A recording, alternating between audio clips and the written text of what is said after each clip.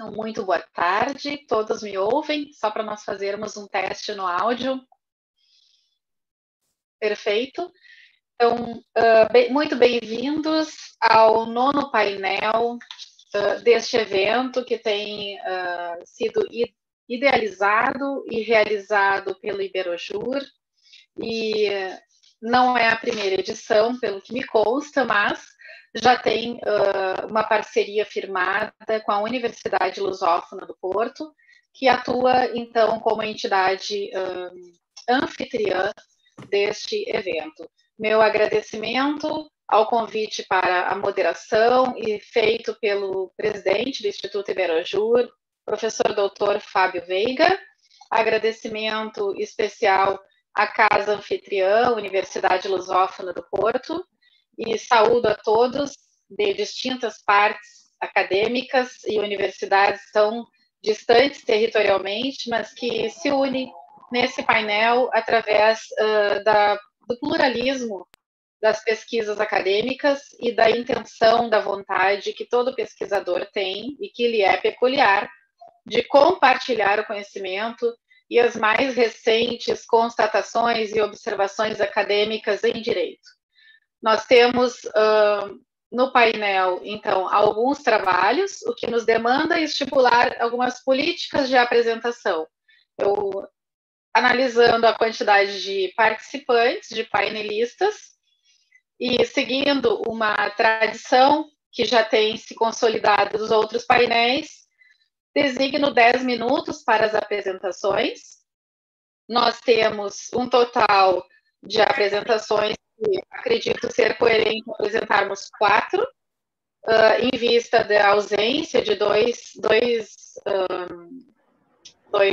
apresentações, e depois abrirmos 10 minutos para debates. Então, teremos 4 apresentações, 10 minutos para debates, e depois as demais apresentações com outros debates. Obviamente que, ao término, qualquer um dos painelistas e participantes terão a liberdade de direcionar as suas perguntas, as suas arguições a quaisquer dos temas apresentados. Então, de imediato, marcando agora no Brasil, meio-dia e 32 minutos, claro que cada um de nós, em seus respectivos territórios, terá, de repente, um horário diverso deste, mas eu passo a palavra à painelista Andréia Madalena Magalhães Jesus e Patrícia Anjos Azevedo. Aqueles painelistas que estiverem em coautoria poderão compartilhar o tempo de 10 minutos. Então, somente salientando que, em face do número de apresentações, no nosso painel de Direito Constitucional e Internacional, é importante nós observarmos o decurso do tempo, respeitando os demais participantes. Então, o trabalho de resumo apresentado por Andréia Madalena e Patrícia Anjos Azevedo tem por título A Origem e a Evolução do Direito de Propriedade, a propriedade privada como direito fundamental previsto constitucionalmente. Muito bem-vindas, nossas painelistas. O microfone está com vocês. Estão presentes as nossas painelistas? Sim, sim. Muito bem-vinda. Fique à vontade. Obrigada. Antes de mais, uma boa tarde a todos os presentes. Então, o meu nome é Andréia Jesus. Irei fazer eu a apresentação deste tema, cujo artigo foi feito juntamente com a doutora Patrícia Anjos Azevedo, que também está aqui presente neste painel. E vamos então abordar a origem e a evolução do direito de propriedade, mais concretamente a propriedade privada como direito fundamental previsto constitucionalmente. Em termos de análise, nós optamos por fazer aqui uma abordagem histórica do direito de propriedade, com início na época romana, abordar algumas diferenças com a atualidade e também analisarmos a previsão... Andréia, me desculpe a interrupção, eu tenho uma dificuldade, porque não estou tendo retorno no áudio, não sei se temos algum problema técnico. Os demais participantes ouvem a colega? Certo, então vamos dar sequência, eu resolvo por aqui. Ok. Pronto, como eu estava a dizer, nós vamos então fazer uma abordagem histórica, fazer esta previsão do direito de propriedade desde a primeira Constituição da República Portuguesa até à nossa atual Constituição. Ora então, se nós fizermos um percurso onde tudo começou e remontarmos até à época romana, onde não existia um conceito de propriedade, uma vez que naquela altura era muito difícil conciliar numa única definição aquilo que o proprietário podia fazer sobre uma coisa que era sua. Aliás, muito do que está relacionado com a propriedade varia, e analisamos isto ao longo do artigo que fizemos, varia conforme as épocas históricas do direito. Aliás, até os modos de aquisição, as limitações da propriedade e o próprio conceito de coisa não foram estanques ao longo do tempo e também variam conforme a própria época histórica em que estamos. Até, aliás, as próprias formalidades na titulação para a aquisição da propriedade, elas foram evoluindo ao longo do tempo. Aliás, no próprio direito romano, o que vigorava era o princípio da oralidade. A propriedade transmitia-se não como hoje conhecemos, através das escrituras públicas, porque antigamente não existia o direito escrito, era um direito que a propriedade transmitia-se oralmente, num ato público e através de um ato oral. Depois disso passou a existir o direito escrito e a partir daí a existência das escrituras públicas, que também elas vieram a sofrer alterações e vêm a sofrer alterações na sua Constituição ao longo do tempo. Portanto, foi com a entrada desse tal direito escrito que concederam aos notários a possibilidade de virem a outorgar as escrituras, sendo que elas próprias começaram com meros formulários, uns formulários solenes, e que com o decorrer dos tempos vieram a tornar-se as escrituras tal e qual as conhecemos hoje. Também, se formos analisar a lei das 7 tábuas, que foi uma das leis que analisamos aqui neste estudo, que é considerada a lei escrita mais antiga do mundo ocidental, é referida na sua lei 4, na tábua 6ª, que a coisa vendida, embora entregue, só vai ser adquirida pelo comprador depois de pago o preço. Portanto, é transmitida a posse do bem e não a sua titularidade, enquanto o preço não for pago. Ou seja, vemos logo aqui uma grande diferença, de acordo com a lei que temos hoje, em que a propriedade transmite-se, no direito atual, a propriedade transmite-se com um mero efeito do contrato. Ou seja, naquela época, o pagamento do preço era condição para a transferência da propriedade. Portanto, desde então, o direito da propriedade tem evoluído devido ao facto de ser necessário assegurar uma segurança jurídica dos bens do domínio privado face ao próprio proprietário e face também aos terceiros. Importa também referir que a propriedade é um direito fundamental previsto constitucionalmente. Se também fizermos aqui uma análise histórica e remontarmos à primeira Constituição da República Portuguesa, que tem a data de 1822, portanto temos aqui em 1822 a primeira Constituição, verificamos que já ali era salvaguardado o direito de propriedade. E passo só a citar alguns dos conteúdos previstos nessa Constituição de 1822. A título meramente exemplificativo, temos o artigo 5º, que nos diz que a casa de todo português é para ele um asilo. Nenhum oficial público poderá entrar nela sem ordem escrita e da competente autoridade, salvo nos casos e pelo modo que a lei determinar.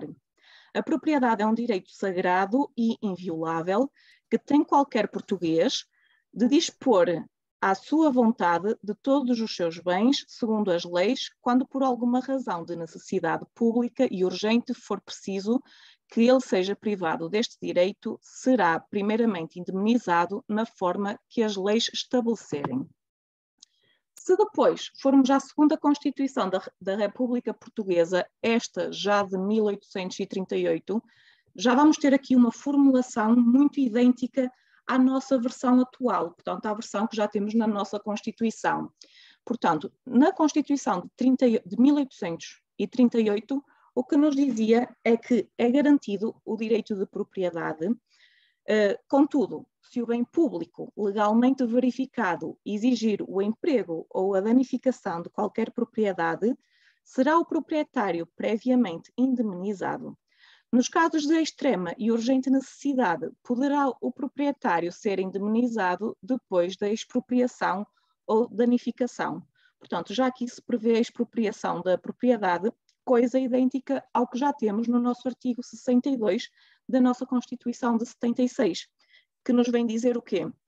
Vem consagrar o direito de propriedade, isto já na nossa Constituição de 1976, a propriedade privada como um direito fundamental dos cidadãos e refere que a todos é garantido o direito à propriedade privada e à sua transmissão em vida ou por morte, nos termos da Constituição, e que a requisição e a expropriação por utilidade pública só podem ser efetuadas com base na lei e mediante o pagamento de justa indemnização.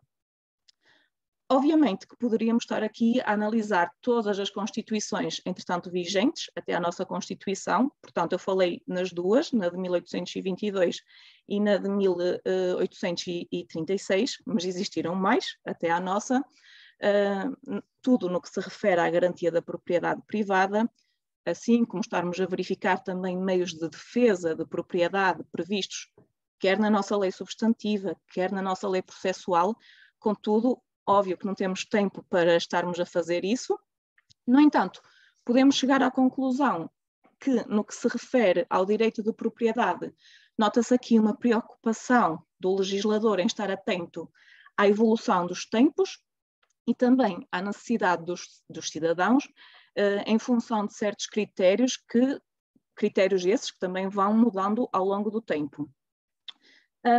Por último, também importa referir que o objeto que está garantido constitucionalmente na nossa atual Constituição, esse objeto da garantia da propriedade privada a que se refere o tal artigo 62 que vimos ainda há pouco, não abrange apenas a propriedade em si, nem abrange só os direitos reais menores, como a propriedade intelectual ou a propriedade industrial, mas abrange também outros direitos que normalmente não são incluídos na designação de propriedade, como, por exemplo, temos o caso dos direitos de crédito, que são também incluídos neste artigo 62, e também os direitos sociais, que estão também igualmente previstos no artigo 62, isto retirado através de jurisprudência portuguesa.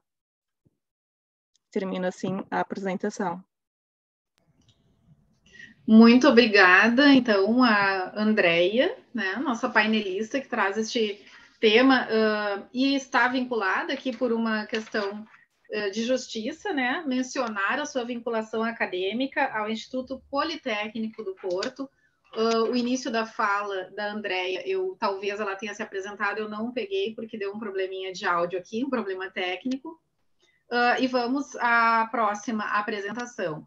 Nós teríamos no roteiro do nosso painel a apresentação por parte de Dulcilene Aparecida Rodrigues, da Universidade de Lisboa, e nos chegou a informação de que, por conta de um problema de saúde relacionado às questões de Covid, se não me falha a memória, ela não poderá se apresentar.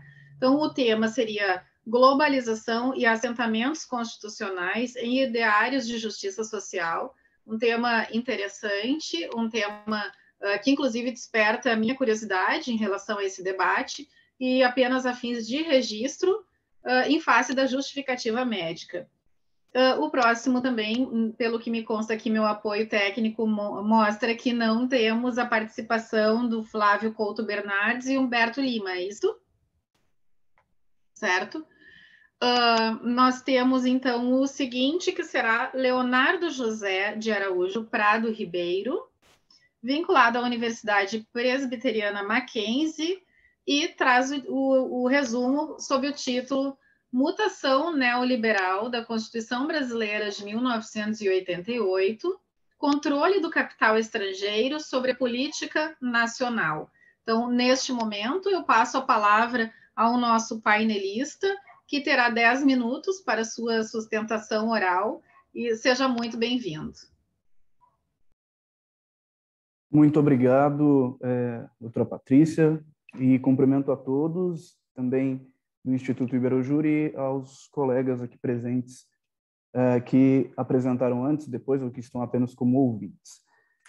Eu apresentei apenas o resumo, mas depois eu vou entrar em contato com a comunicação para ver se há possibilidade de conversão em artigo também, porque esse resumo ele vem de um artigo preparatório que eu vou publicar de qualquer forma posteriormente, melhor ainda se for, nos anais do Congresso. Bom, o problema proposto por essa pesquisa é uma questão, uma dúvida sobre a possibilidade de a Constituição brasileira, que ela tem um caráter social, né, de um Estado social, um Estado de bem-estar social, permitir ou não a aplicação ampla de práticas governamentais neoliberais, em detrimento de políticas sociais. Então, não se trata de um impedimento completo de práticas neoliberais, que faz parte de um mundo globalizado e democrático, mas apenas dessa vertente, em detrimento de quaisquer outras e mais ainda em detrimento de uma política econômica que está constitucionalmente balizada. Então, verificar a compatibilidade dos status constitucionais de algumas medidas governamentais, que são principalmente adotadas a partir de 2016, mas não somente, e a quem elas favorecem também. E verificada a compatibilidade ou a incompatibilidade, verificar se há também inconstitucionalidade, constitucionalidade ou até mesmo uma mutação constitucional. Pelo título do tema proposto, a conclusão já se apresenta, né? Eu entendo, a partir dessa pesquisa, feita por revisão bibliográfica, eu entendo pela existência de uma mutação constitucional. E essa mutação constitucional feita a partir de um constitucionalismo abusivo, né, aplicando a teoria de David Landau, nos Estados Unidos, e com uma adaptação nacional dessa teoria, onde uma das ferramentas que se oporia ao constitucionalismo abusivo, que seria o judiciário, então uma judicialização de questões políticas e constitucionais para proteção da Constituição, ela se torna aqui no Brasil, como instituição, uma ferramenta favorável ao constitucionalismo abusivo. Então, apontando aqui alguns duros golpes que a Constituição de 88 do Brasil sofre a partir do neoliberalismo, que se inicia já na década de 90, mas que nos últimos anos eles vêm se tornando mais frequentes e muito mais declarados, porque o que parecia até então um mero ajuste de mercado, até para poder globalizar, internacionalizar a nossa economia, hoje ela se torna uma política de Estado e que impede avanços sociais, né? Então, ela impede, até retrocede direitos sociais. O mais duro golpe que nós julgamos assim foi a Emenda Constitucional 95 de 2016, que insere os artigos 106 a 114 nos atos transitórios da nossa Constituição e que ela eleva ao grau de política de austeridade aqui no Brasil.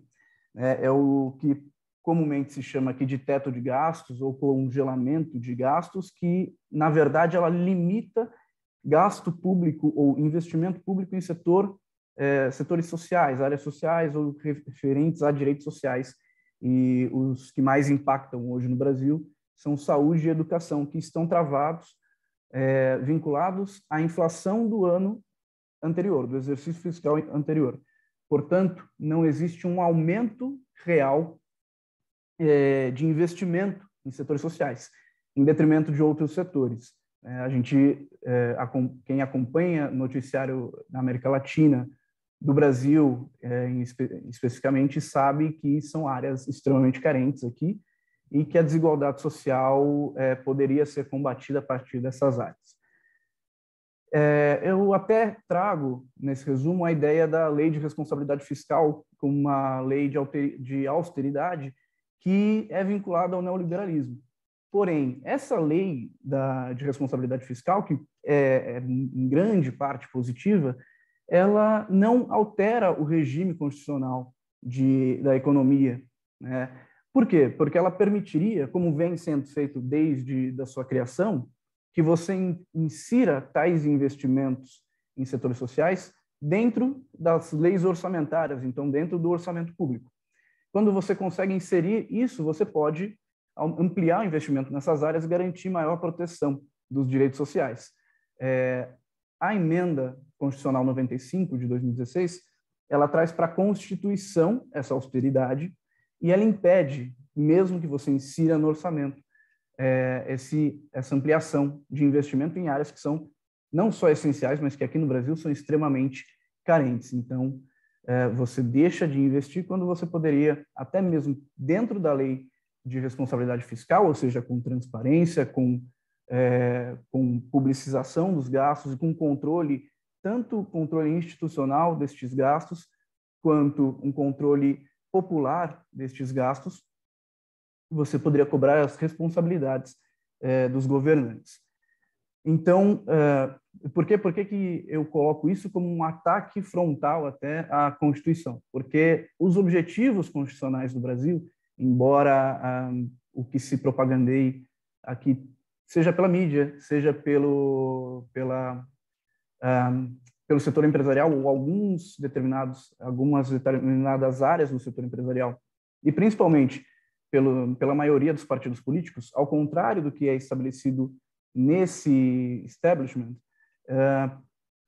a nossa Constituição tem objetivos específicos que foram desenhados em 88.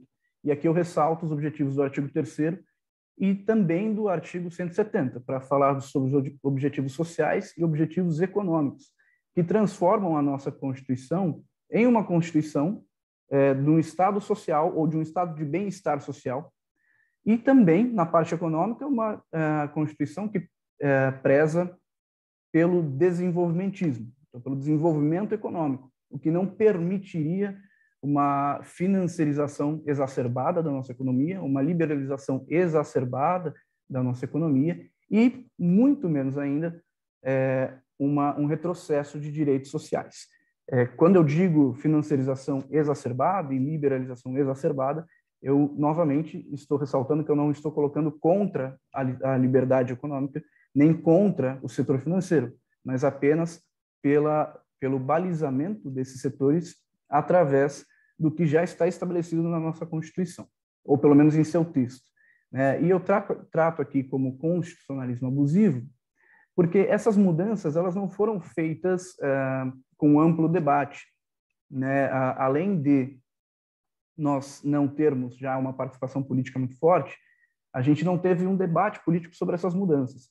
E, segundo a teoria de David Landau, sobre constitucionalismo abusivo, entende-se que são alterações na Constituição através de ferramentas que parecem que estão seguindo a Constituição. Então, elas parecem formalmente constitucionais, mas elas diminuem o nível democrático do país e, no caso brasileiro, o nível democrático eu atrelo diretamente aos direitos sociais.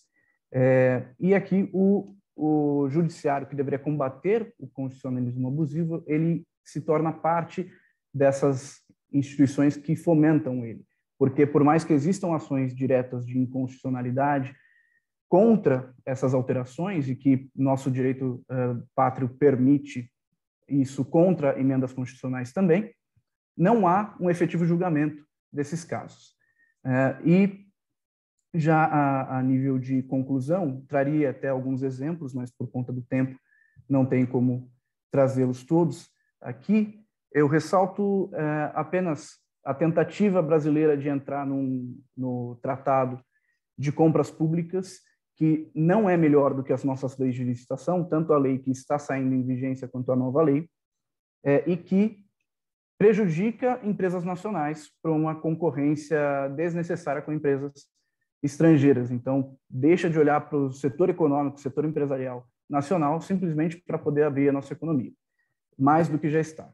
Além de vendas de refinarias da Petrobras, que não foram balizadas economicamente, exceto aos olhos do neoliberalismo, e também a mais recente venda da Ceitec, né? A privatização da Ceitec, que é uma empresa pública vinculada ao Ministério da Ciência e Tecnologia e que é um dos poucos setores brasileiros, de uma empresa brasileira, indústria brasileira, que está no high-tech, na tecnologia mais avançada, que pode, de fato, ampliar, desenvolver a nossa economia, né? E, mesmo assim, está sendo vendida.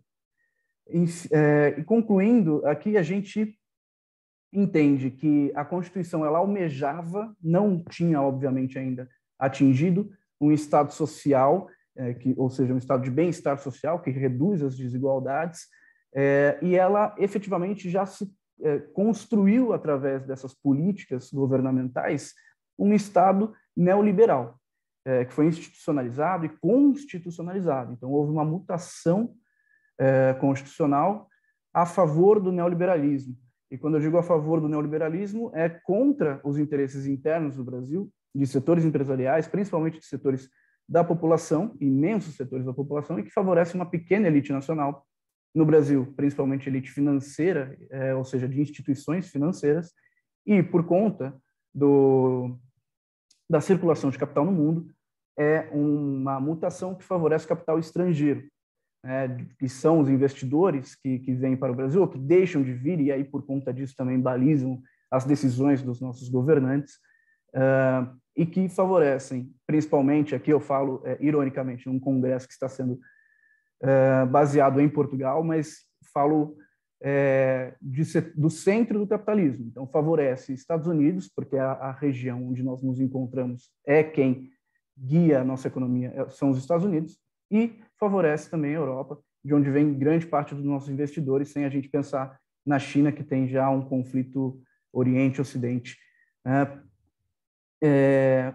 E isso não em favorecimento aos setores sociais do Brasil, muito pelo contrário, ampliando, como a gente vem vendo nos últimos 10 anos, até se a gente for ampliar, um grande aumento da nossa desigualdade social aqui no Brasil, algo que é justamente o contrário do que era almejado pelos objetivos constitucionais.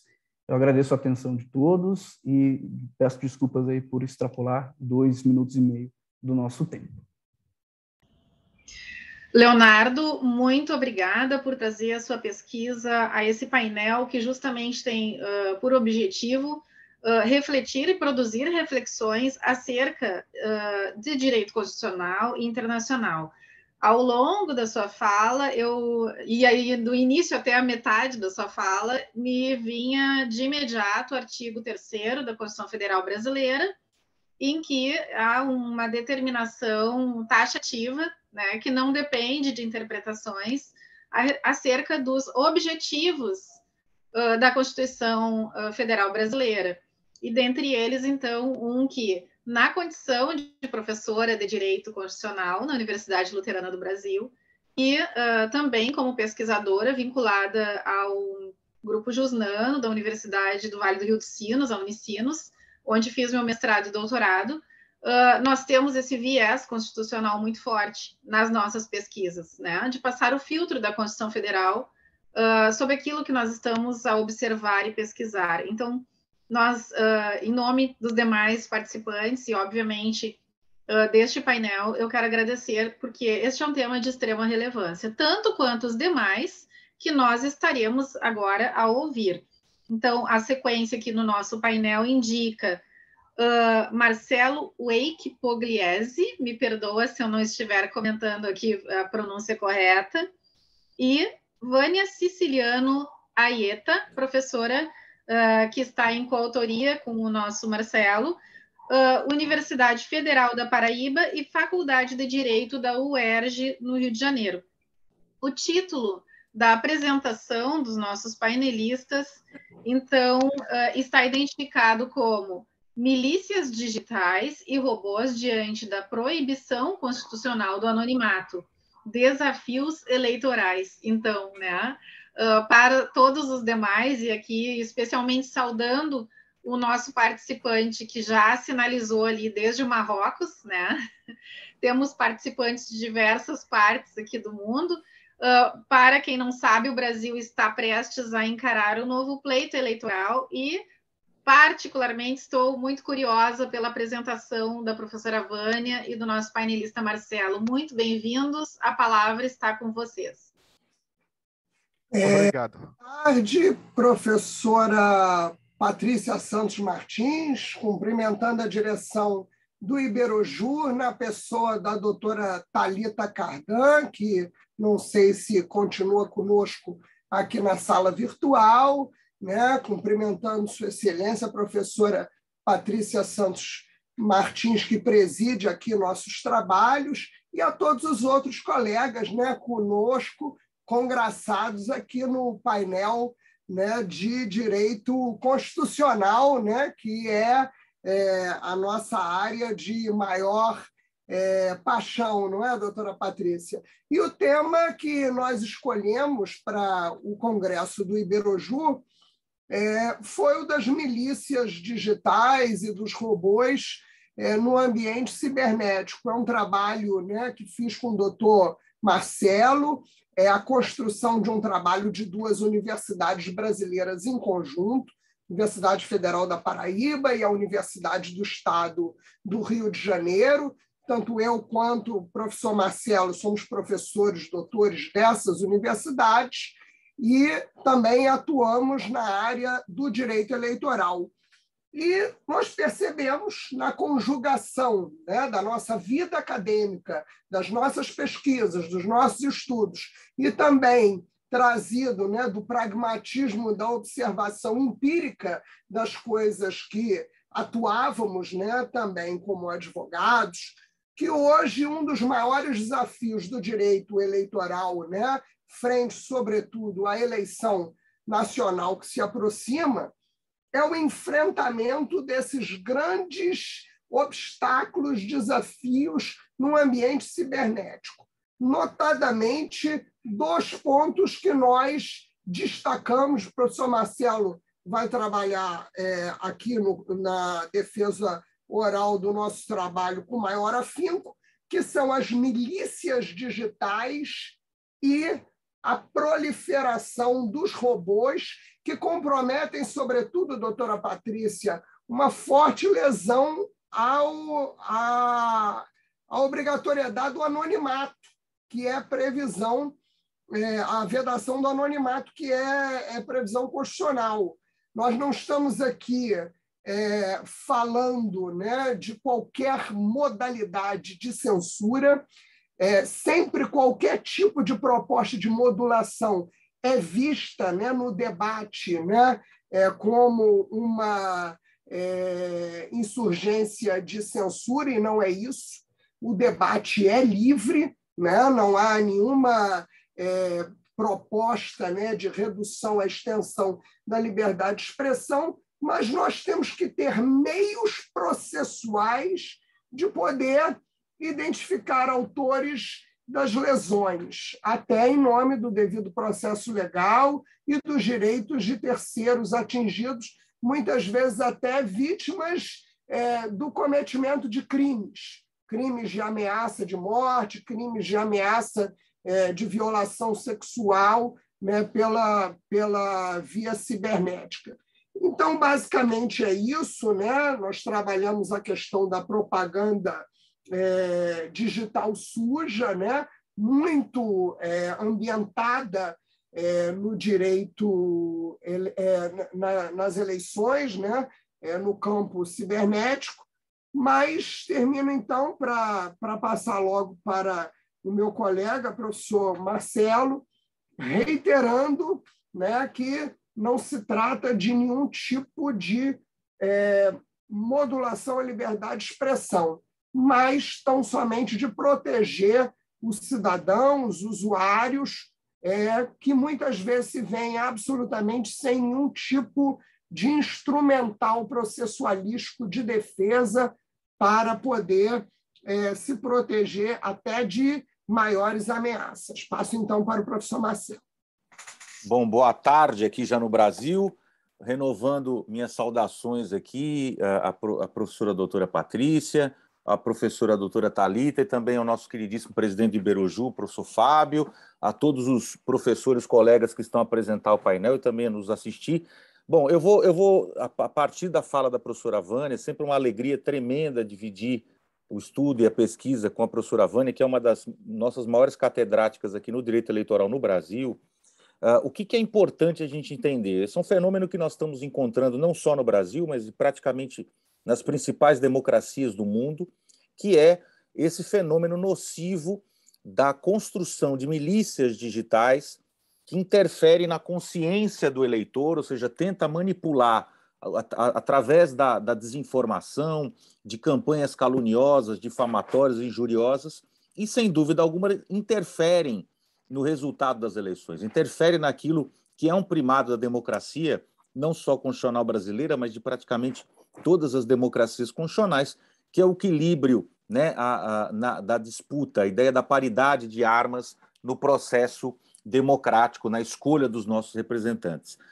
O grande problema que nós encontramos no Brasil é que, embora nós tenhamos hoje já uma posição muito forte da justiça eleitoral brasileira, e aqui é importante consignar, o Brasil ele tem uma característica própria, porque a justiça eleitoral brasileira ela tem uma tríplice missão: ela administra as eleições, ela regula as eleições e ela também julga os casos quando há um desequilíbrio do processo eleitoral. É uma situação muito atípica que a gente não encontra em todos os estados democráticos no mundo, mas o Brasil ele tem essa função da justiça eleitoral. E o que a gente tem visto é que há muitas vezes uma preocupação da justiça eleitoral no caráter repressivo, ou seja, de combater essa interferência indevida das milícias digitais depois que o pleito eleitoral se encerra.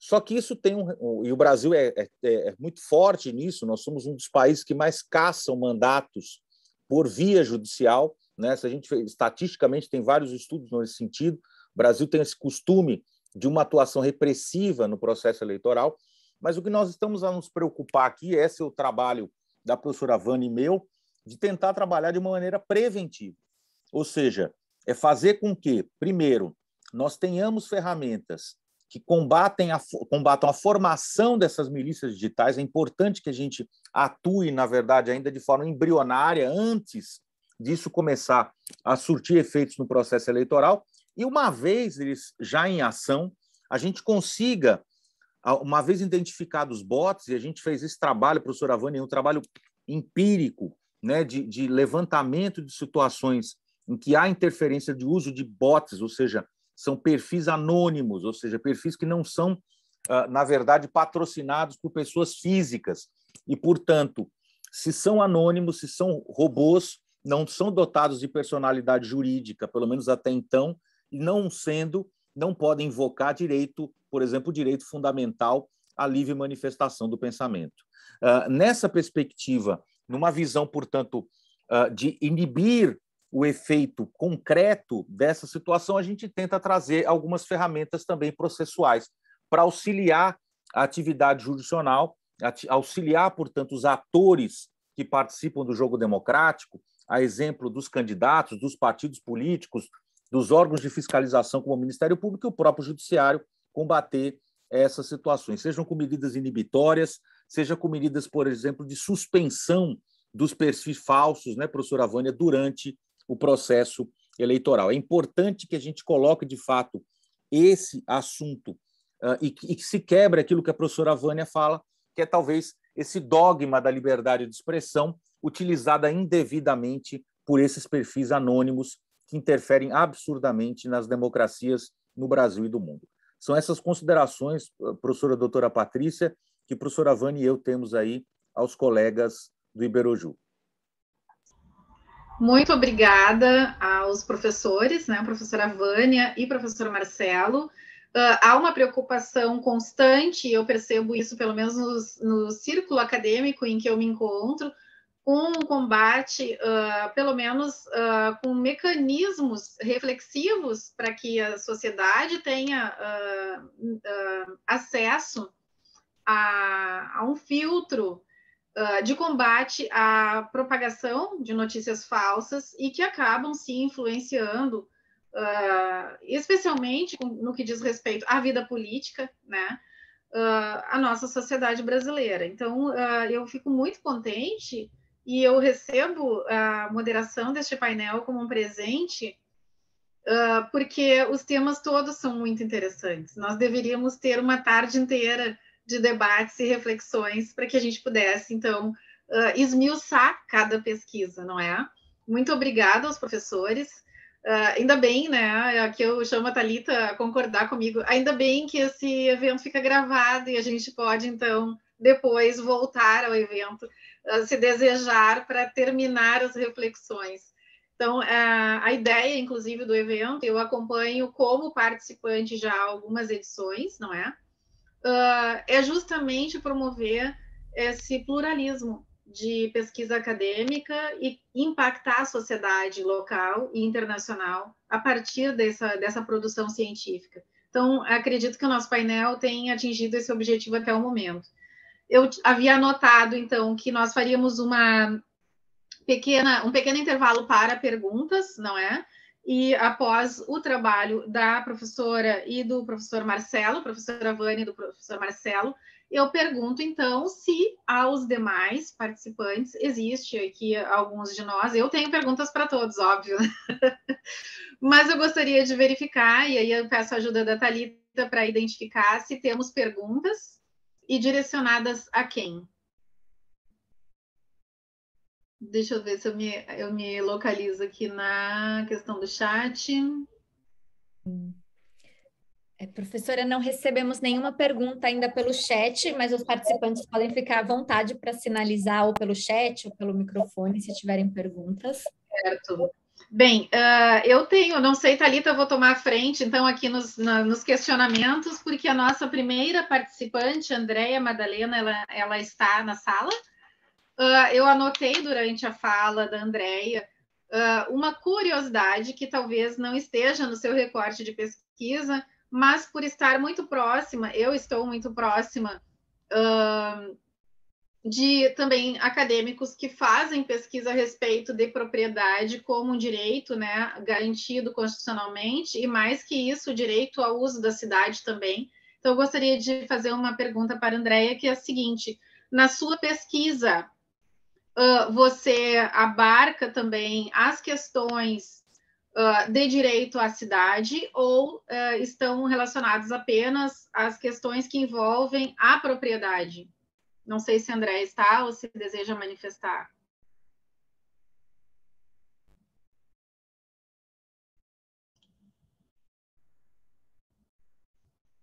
Eu não vejo ela na nossa lista de presença. Vejo sim, não sei se ela está ouvindo. Bem, vamos ver se há alguém mais, então, com manifestações.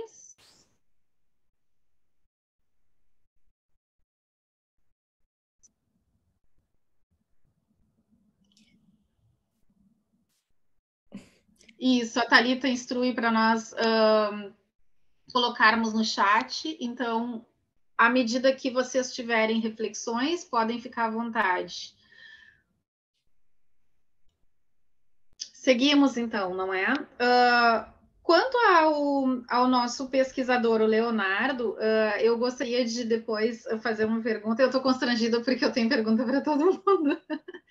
Mas, Leonardo, esses mecanismos que você identifica, né, que são tão pertinentes de nós produzirmos essas reflexões, e aí eu proponho a título mesmo de talvez uma pequena arguição sua, mas de forma objetiva, são mecanismos são mecanismos legais que tangenciam, digamos, o nosso instrumental processual. Então, existe toda uma questão de legitimidade desses instrumentos e que acabam caminhando no sentido oposto aos próprios objetivos constitucionais. A sua fala foi muito clara nesse sentido.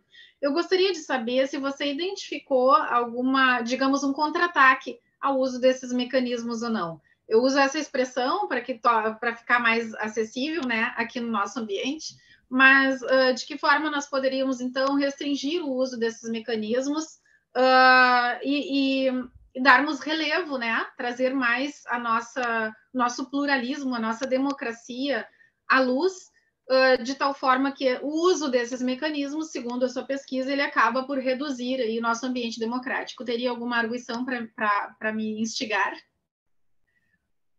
Eu agradeço, inclusive, agradeço as palavras anteriores também, não fiz isso pelo chat, como os professores fizeram. Existem alguns mecanismos, mas um deles mesmo, que seria a judicialização dessas questões, aqui no Brasil acaba virando, às vezes, um reforço do constitucionalismo abusivo, né? Então, a gente beira, né? A gente tenta afastar os autoritarismos, né? E é por isso que a gente tenta combater o constitucionalismo abusivo, mas, às vezes, até mesmo os remédios viram venenos. Então, o que se discute muito nessa teoria é sobre a internacionalização do direito constitucional ou desses remédios contra o constitucionalismo abusivo. Eu vejo isso como um grande risco também, porque a gente sabe que o que se internacionaliza, na verdade, acaba virando um poder maior ainda da hegemonia, né? Como eu falo contra o neoliberalismo em favor da nossa Constituição, a gente sabe que, às vezes, internacionalizar é dar mais poder aos centros de comando econômicos, né? Então, como eu ressaltei, Estados Unidos e Europa. E mesmo Estados Unidos tem exemplo muito positivo nesse sentido, que é a regionalização das decisões políticas, né? Ali eles regionalizam com condados, com, né, o que a gente aqui teria como conselhos, né, seria algo que daria mais poder, mas isso tem que ter uma inversão de valores. O que vem de baixo tem que ser mais forte do que o que vem de cima, e o que é o que não acontece. Aqui favorece a nossa estrutura, favorece o autoritarismo. Muito obrigada. E eu gostaria, então, aproveitando que estamos aqui nesses minutos de arguições, não é? E que eu estou muito curiosa com todos os temas, a professora Vânia e o professor Marcelo, por óbvio, trazem esse tema que é tão importante e que nós estamos sendo de tal forma pressionados pela mídia aberta a refletir, porque semanalmente nós temos notícias de fake news, né? E especialmente num ambiente em que se utiliza para a influência do livre-arbítrio político, vamos dizer assim, não é? Das suas opções políticas, das suas opções democráticas. Então, eu gostaria de ouvi-los a respeito também desse mecanismo que nós poderíamos utilizar e de que forma a pesquisa de vocês pode nos trazer, ou se existem ainda pesquisas a serem realizadas a respeito, de que forma nós, dentro de um ambiente democrático, buscando, então, esse ambiente politicamente sadio e isento, a ponto de capacitar o cidadão brasileiro, e já que estamos falando da pesquisa que é brasileira, né, mas que poderíamos internacionalizá-la, inclusive, mas capacitar esse cidadão a ter esses filtros necessários para enxergar, né, o momento em que esses bots, como o professor falou, né, estão atuando e não sendo dotados de personalidade jurídica, e a impressão que eu tenho é que qualquer discurso hoje vem com invólucro da liberdade de expressão, e aí não há um filtro capaz de identificar se aquele discurso vem realmente de alguém dotado de personalidade ou não. Então, de que forma nós poderíamos aclarar isso, né? Professora, eu gostaria de destacar alguns pontos que são importantes, né? Eu queria pedir desculpas aos colegas, né, pela minha voz, mas eu estou com Covid, estou realmente muito adoentada, mas mesmo assim me dispus a participar. Então, eu queria fazer o destaque de algumas situações que são muito relevantes nesse ponto. A própria expressão fake news, ela é complicada de ser recepcionada, porque se é falsa, já não é notícia, né? Então, o combate à desinformação ele precisa ter como vetor, primeiro, o confronto com muita informação. Esse é um ponto que deve ser posto. Nós não podemos usar o problema da desinformação como um meio também de cercear a liberdade das pessoas de se expressar. Uma outra questão é que todo o foco da nossa preocupação não se dá em questões isoladas, professora Patrícia. Então, se uma pessoa ali isoladamente resolve postar qualquer loucura, uma mentira, tal, isso sempre aconteceu Desde que o mundo é mundo, a mentira ela ocorre na política, né? Eu gosto muito de estudar o direito romano, a história de Roma, estudei história também. Então, você vê que as intrigas, os complôs, isso é próprio do mundo político e não vai mudar.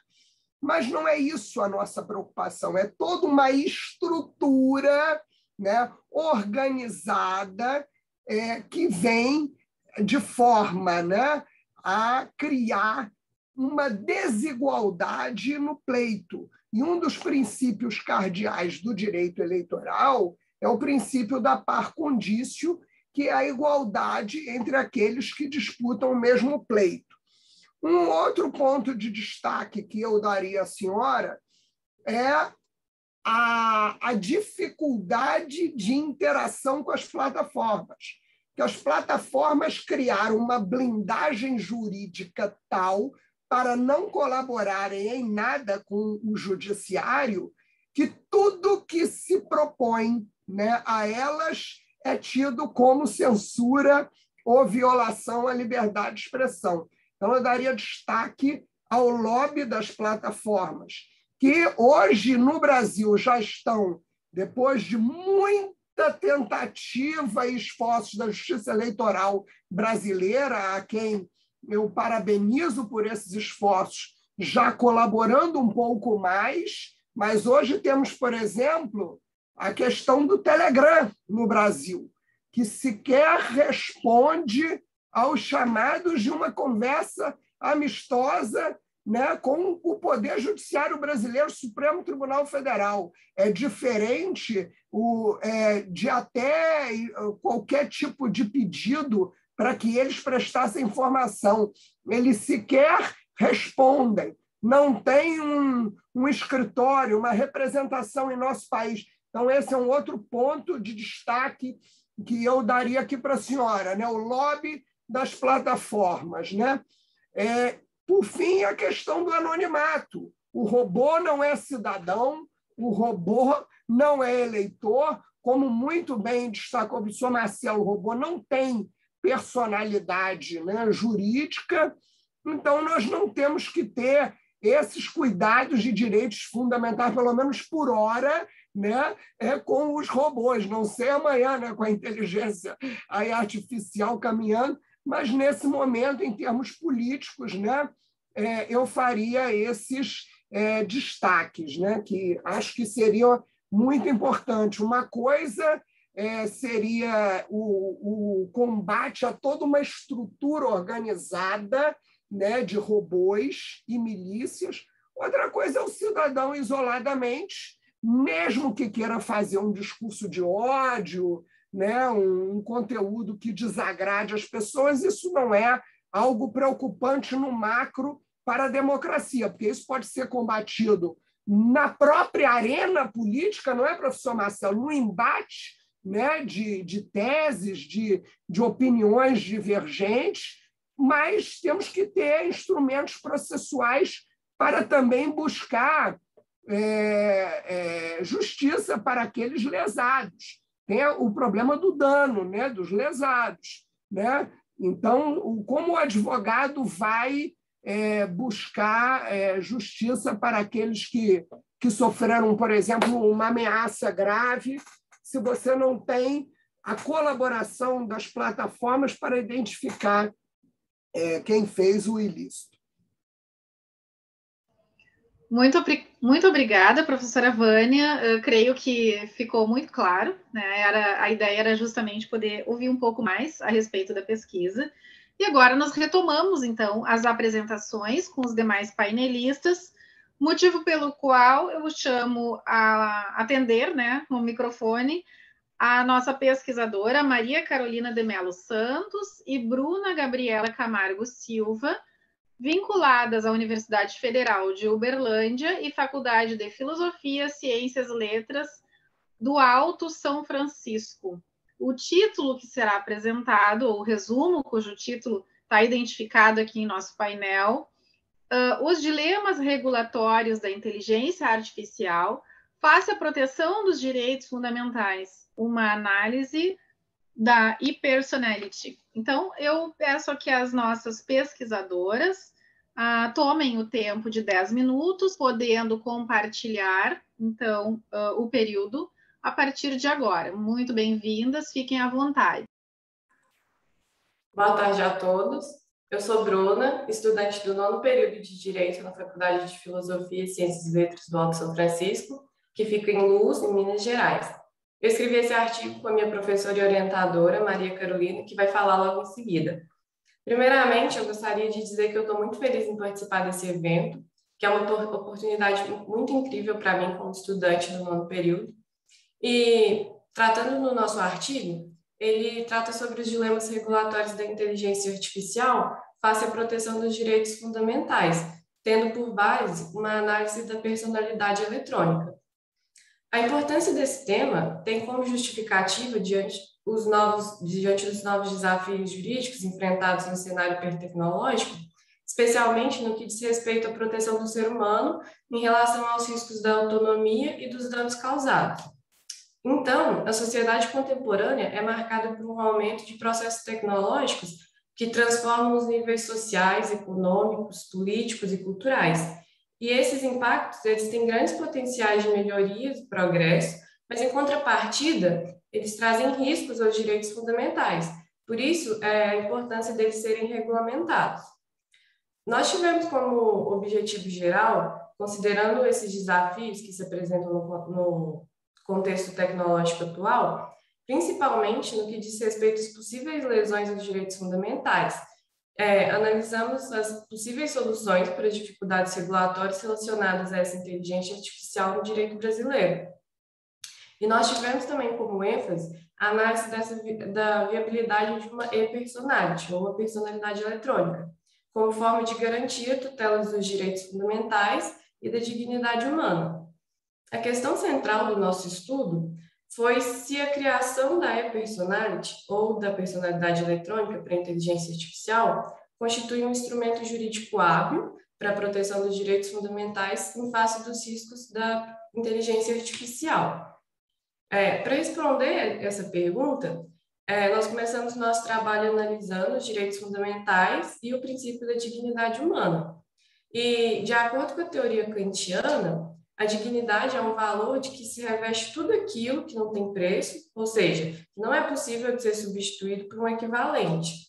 E então, no direito brasileiro, por exemplo, o princípio da dignidade humana, que está incorporado na Constituição Federal, desenvolve um importante papel na defesa do humano. E dentre os instrumentos que podem ser utilizados para a proteção dos direitos fundamentais, o nosso foco foi analisar a criação de uma personalidade eletrônica para a inteligência artificial, especialmente no que se refere aos meios de promoção da reparação de eventuais danos causados por essa. Eu passo a palavra para a minha orientadora, Maria Carolina, que vai continuar a explicar sobre o nosso tema. Muito obrigada, Bruna. Em primeiro lugar, boa tarde a todos. É um prazer estar aqui apresentando e participando da exposição de todos temas extremamente ricos. E, bom, meu nome é Maria Carolina, né? Eu sou professora no curso de Direito da Faculdade FASF, sou mestre em Direito pela Universidade Federal de Uberlândia e atualmente iniciando o doutorado na PUC Minas, em BH. Eu aproveito a oportunidade para parabenizar, como sempre, o Iberojur pela excelência, né, dos eventos, sempre de grande rigor científico e acadêmico, né? Mas dando continuidade, então, ao que a Bruna estava explicando, né, eu acho que, assim, um primeiro ponto para a gente trabalhar é a noção, o conceito do que seria a inteligência artificial. Nós encontramos diversos conceitos, tanto na doutrina brasileira quanto na doutrina internacional, né? E nós nos valemos do conceito do Wolfgang Hoffmann-Rien, no sentido de que, né, a inteligência artificial constitui um modo de se reproduzir digitalmente as estruturas de decisão semelhantes à do ser humano, de forma relativamente autônoma e capaz de se desenvolver aos poucos. Então, a partir dessa noção, né, nós sabemos, e como já foi ventilado por alguns colegas aqui durante as apresentações, os robôs e outros sistemas que utilizam a inteligência artificial, eles são classificados como objetos, né? Eles não são dotados de personalidade jurídica, não têm direitos e deveres. Isso está sendo explorado, né, como algo que pode vir a interferir em questões, como a Bruna já comentou, né, em questão de responsabilização por eventuais danos a direitos fundamentais, uma vista que objetos não podem ser alvo de responsabilização, né? Então, a partir dessa celeuma, né, nós analisamos essa viabilidade, né, da criação de uma e-personality ou uma personalidade eletrônica autônoma, né, para a inteligência artificial, embora a gente já possa adiantar que isso não é considerado um tópico vantajoso de forma unânime para todos os doutrinadores e estudiosos do assunto, né? Nós encontramos diversas outras possibilidades que muitos aventam que seriam melhores, né? Ao longo do nosso artigo, né, para nós analisarmos essa possibilidade, nós decidimos fazer um recorte específico direcionado à noção de capacidade legal parcial proveniente do direito alemão e que é melhor explorado pelo autor Jan Erik Schirmer no artigo Artificial Intelligence and Legal Personality. Basicamente, né, ao explorar o que seria a inteligência artificial e essa noção de responsabilização, né, há uma análise ali feita pelo autor da criação e regulamentação dessa capacidade legal parcial só para questões muito pontuais, né, para que a gente não fuja ali da perspectiva de que, ao conceder deveres, concederíamos direitos também em um momento posterior. Então, seria uma capacidade muito específica e definida para pontos extremamente regulamentados via legislação, sem abertura para questões judiciais, né? E aí, esse modelo traria pontos positivos especificamente, segundo o autor, para questões vinculadas à celebração de contratos, que tem ali interferência de alguma inteligência artificial, e também para a questão de indenização de danos, né? Indenização por algum dano a algum direito. Apesar, né, como eu disse, de outros doutrinadores também explorarem essa possibilidade, né, o próprio Juarez Freitas, no livro dele, que ele fala sobre a inteligência artificial, ele cita isso como uma das possibilidades. É um tema, como eu disse, controverso, né? Não há um consenso, de fato, sobre isso ser algo vantajoso ou não. Um dos autores que nós também trabalhamos no nosso artigo, que é o Gerhard Wagner, né, ele encontra mais vantagem, por exemplo, do ponto de vista de responsabilidade civil, né, na própria questão da responsabilidade civil objetiva, né, que seria um paralelo, a gente poderia até traçar um paralelo aqui com um modelo que já é fixado, por exemplo, aqui no Brasil, por meio do CDC, para reparação de danos. Bom, além disso, né, outras vias que são exploradas por outros autores e até legislações que estão sendo propostas seria uma regulamentação da inteligência artificial com a hierarquização dos riscos, né, que ela ofereceria, estabelecendo ali regras, né, mais ou menos rígidas de acordo, né, com esse grau de potencial lesivo oferecido. Atualmente, né, e aqui já caminhando para o final, atualmente no Brasil nós temos, se não me engano, 2 projetos de lei em tramitação, mas nenhum deles explora de forma específica, né, a questão da criação de uma personalidade autônoma ou mesmo que parcial para a inteligência artificial, né? Elas caminham mais no sentido de diretrizes éticas, princípios e um arcabouço voltado ali para construir esse marco legal, né? Para concluir, o que fica evidente aqui para nós, né, é que há uma necessidade de um maior debate científico sobre o assunto, né, e não só na área do direito, mas também trazendo ali a perspectiva tanto do pessoal da área de tecnologia, quanto um viés também ético sobre o assunto, que é algo, na verdade, que permeia, né, toda essa questão vinculada à tecnologia, né? Então, um debate mais apurado, mais aprofundado, pode nos levar aqui a uma perspectiva, né, que nos possibilite continuar desenvolvendo, né, as questões tecnológicas, mas também protegendo os direitos fundamentais. Agradeço novamente a oportunidade e devolvo a palavra à professora Patrícia. Muito obrigada, professora Maria Carolina e a coautora Bruna, né? A pesquisa de vocês, então, é uma temática em ebulição, vamos tentar conceituar assim, porque é um tema extremamente novo, que produz muitas reações de medo, de receio, de temor, não é? Ainda hoje eu compartilhava com meu professor, orientador de mestrado e doutorado, e que agora nós caminhamos junto ainda na pesquisa, acerca da possibilidade já nesse ano de termos, então, um chip implantado em pessoas com necessidades, né? Para produzir, talvez, uma comunicação pelo pensamento com dispositivos móveis e eletroeletrônicos. E o assunto gira mais em torno das questões éticas e regulatórias, não é? E ainda há pouco debate na sociedade acerca, porque nós estamos muito preocupados com as demandas mais urgentes sociais, ao menos aqui no espaço territorial brasileiro, né? Em que a desigualdade ainda é um abismo entre a tecnologia e grande parte da população. Então, esse tema, tanto quanto os demais, ele merece esse espaço e merece ser, obviamente, transformado em um capítulo aí, se tudo der certo, não é? Para que no ambiente acadêmico e na sociedade tenhamos mais oportunidades de refletir a respeito. A sequência é um trabalho produzido em coautoria entre Eduardo Adolfo Ferreira e eu.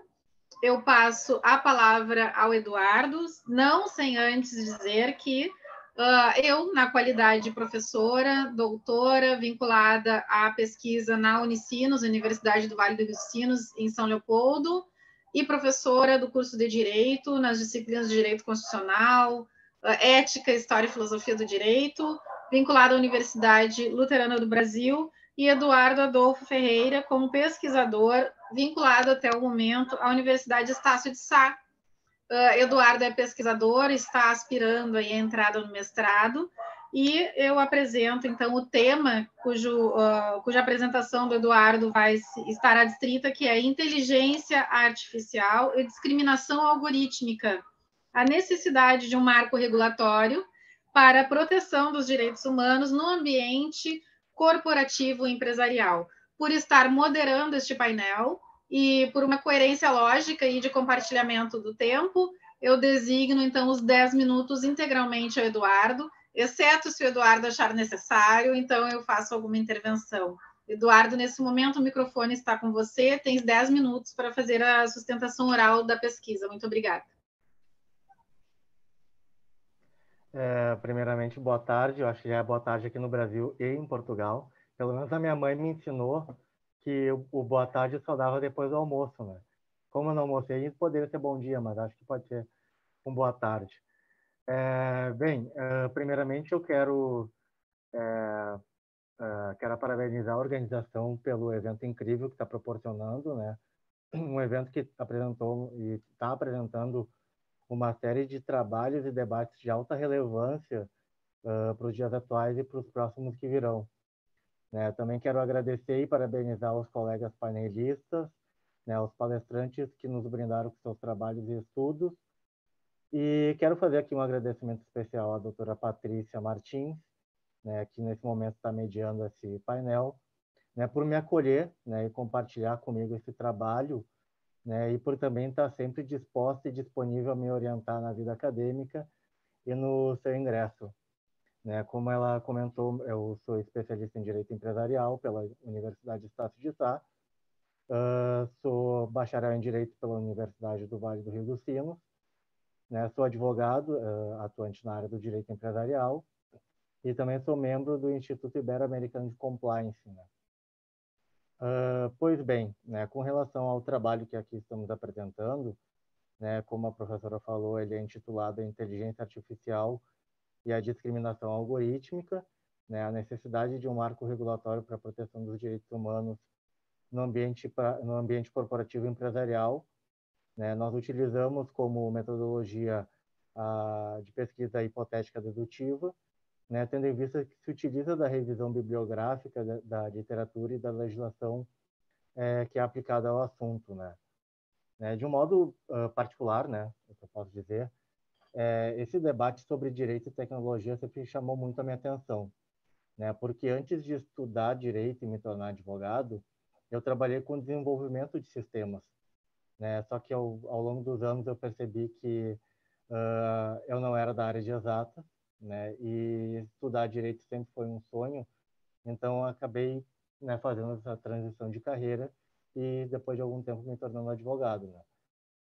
Mas essas questões relacionadas à tecnologia sempre me chamaram a atenção, né, e isso ganhou um peso nos últimos anos, né, em razão desse avanço tecnológico de larga escala, né, porque muitas vezes, na verdade quase sempre, né, o direito não acompanha o ritmo das proposições do avanço tecnológico, assim como as proposições legislativas e a própria academia, né. Então, nesse trabalho, nós procuramos abordar as questões relacionadas ao uso da inteligência artificial, né, como instrumento de tomada de decisões por parte de gestores corporativos, né, tendo em vista que tem sido cada vez mais comum, né, a utilização de ferramentas nos ambientes corporativos para otimização de processos, mas que, por vezes, confronta-se com uma perspectiva de direitos humanos, né?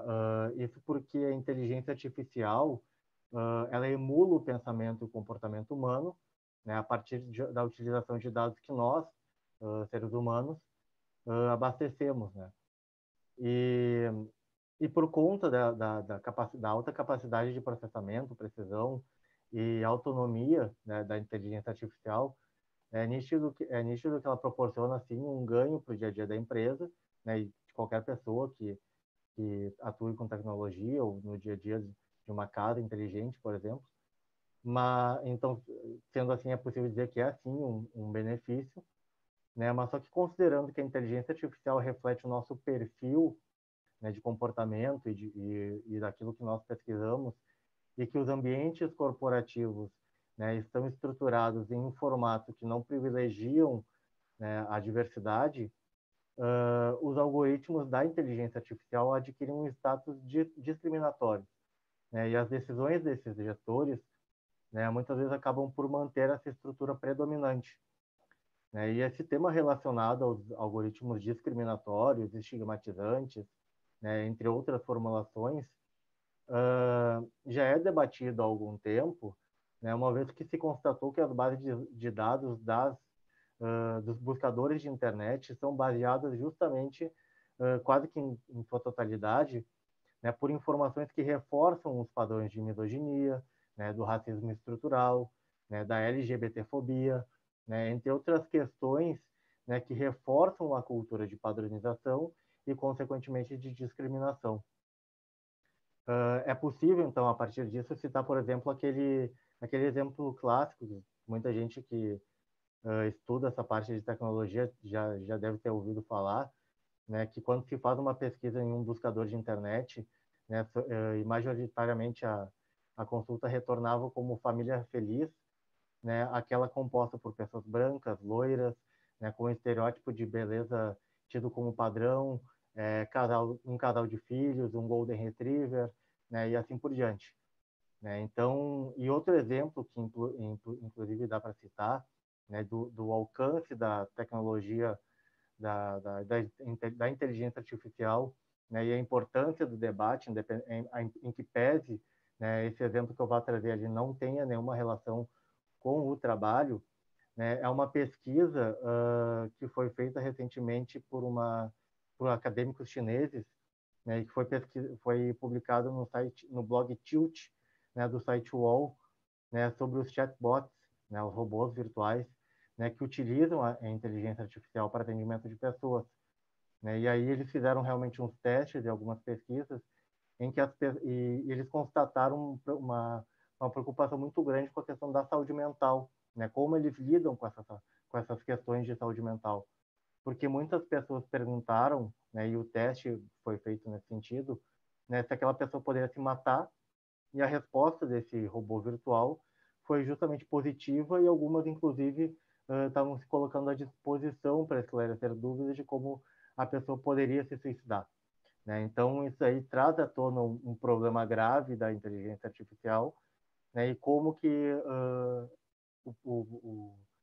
o dono dessa inteligência, o detentor dessa programação, desse código, né, pode atuar em cima disso, né? E claro que a gente está lidando com um recurso tecnológico que aprende sozinho, né, que proporciona uma série de benefícios, principalmente para a otimização de rotinas e procedimentos corporativos e empresariais, mas quem desenvolveu é o ser humano, né? E desse modo as empresas deveriam, né, além de estabelecer políticas de governança corporativas, né, que privilegiem direitos humanos e diversidade nessas organizações, né, elas também têm que se preocupar em estabelecer uma política igual, né, durante o processo de codificação da inteligência artificial, né, bem como que esses códigos também possam ser auditáveis, sejam realizadas avaliações de impacto, né, que exista uma maior transparência algorítmica, né, entre outras medidas, né.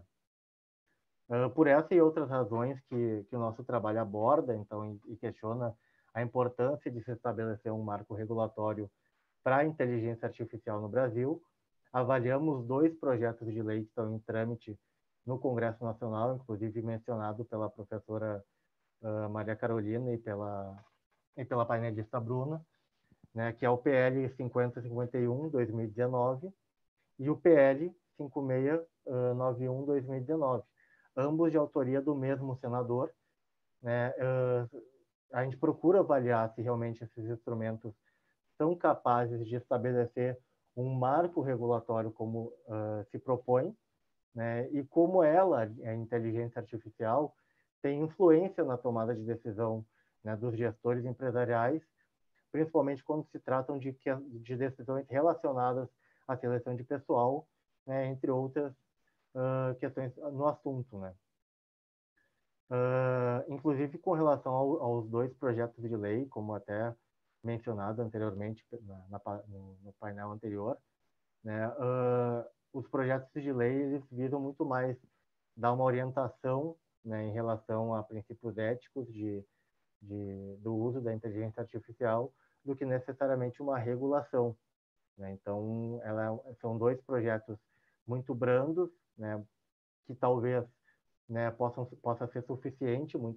Já li alguma coisa assim, nesse sentido em relação à não interferência da inteligência artificial, né, da mesma forma que já vi, né, artigos e pesquisadores que defendem, sim, uma interferência estatal na forma de como proceder nessa inteligência artificial, né?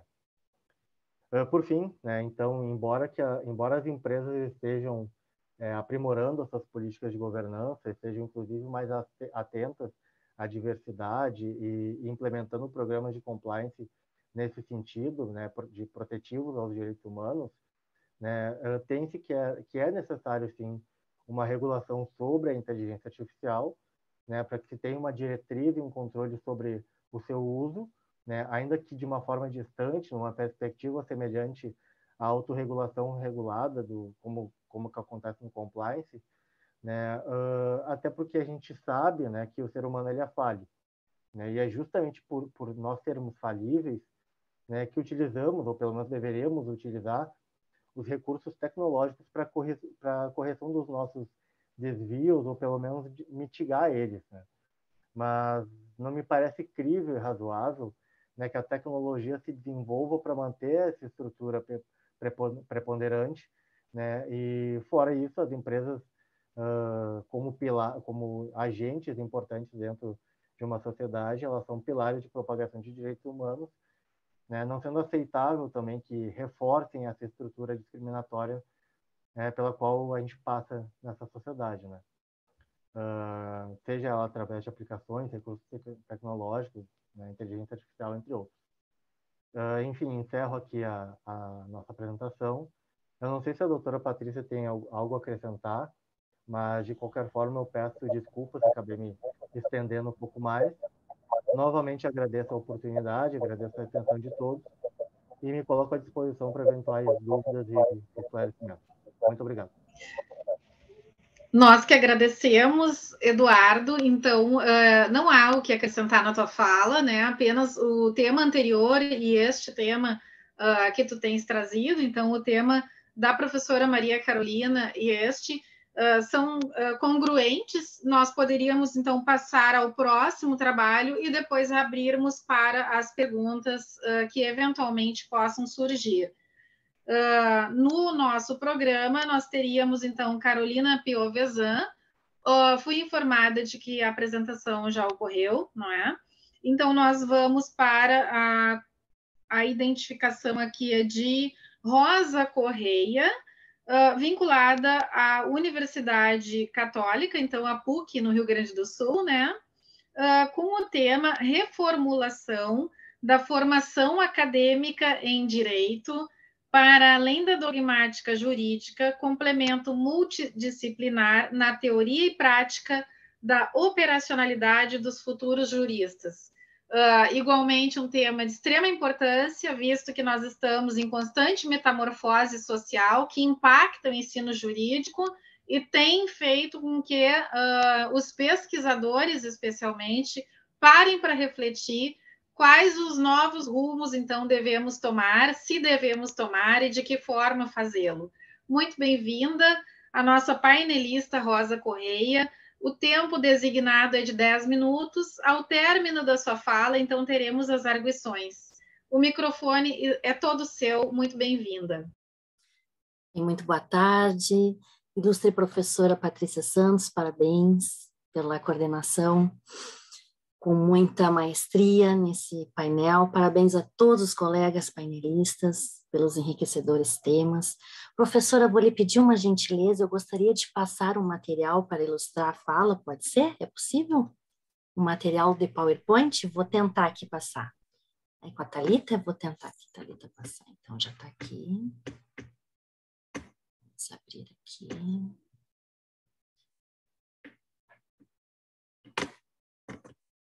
Aqui, estão vendo? Tudo ok? Estão me ouvindo? Ok? Sim, tudo certo. Tudo certo, então, ok. Então, como a professora já colocou da importância do tema, eu trago essa proposta otimista, né, de nós olharmos para uma reformulação, né, do ensino jurídico, do ensino acadêmico.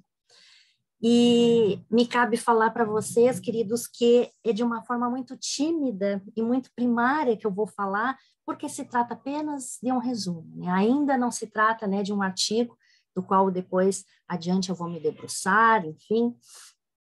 Mas quando eu vi a chamada de comunicação do Congresso, eu achei muito interessante o eixo temático sobre a pedagogia do direito, reforma do ensino do direito, né? Opa, então, né, de acordo com o que a professora Patrícia nos colocou, é uma pauta que tem tudo a ver com o nosso momento atual, né, social, jurídico, e tem a ver com a temática do nosso futuro do direito, porque a mim me parece, né, de extrema importância nós falarmos do futuro do direito, a começar pela faculdade, pela academia, né? Pelo corpo docente, pelos futuros operadores do direito. E a gente sabe que com o avanço social, com a globalização, com as várias áreas, né, das ciências sociais, porque afinal de contas, quando nós nos formamos em direito, né, aqui no Brasil, nós obtemos o título de bacharel em ciências jurídicas e sociais. Olha como é grandioso, olha como é rico, né? Então, acrescentar, né, essa reformulação de maneira multidisciplinar, né? Pensar de forma crítica, reflexiva, a inclusão de algumas disciplinas, né? A reformulação da metodologia, a reformulação da forma pedagógica que se dá nas academias. Então, tudo isso eu trago para a gente conversar um pouquinho sobre esse futuro, né? Que é possível, né? Eu vejo de uma forma muito otimista o futuro dos nossos operadores do direito. Então, eu coloco que o sistema de ensino na formação do direito, ele é pautado, né? Todos nós sabemos, na dogmática jurídica, né? Na centralidade dogmática jurídica. Então, para a gente poder falar um pouquinho adiante da dogmática jurídica, a gente recua e eu trago aqui a definição, né, o sentido do dogma. Né? O que é o dogma? Né? Então, de uma maneira geral, ele é um preceito, né? Ele é um preceito de algo que já é dado, ele é o que realmente define algo. Né? Ele é o que permeia a ideia, né, indiscutível e de verdade máxima sobre algo, alguma coisa. Né? Ele é o que estabelece, o que determina as coisas. Né? Ele já introduz um preceito máximo sobre alguma coisa. E qual é a reflexão aqui que se traz crítica do dogma? É que ele reproduz ideias dogmáticas, né? E, por sua vez, essas ideias dogmáticas, elas são impregnadas, né? Elas vão impregnar culturalmente e socialmente a maneira de nós repetirmos a mesma forma de pensar, de definir algo, de definir alguma coisa. Aí, mais adiante, a gente vê, eu trago o dogma como uma construção ideológica social.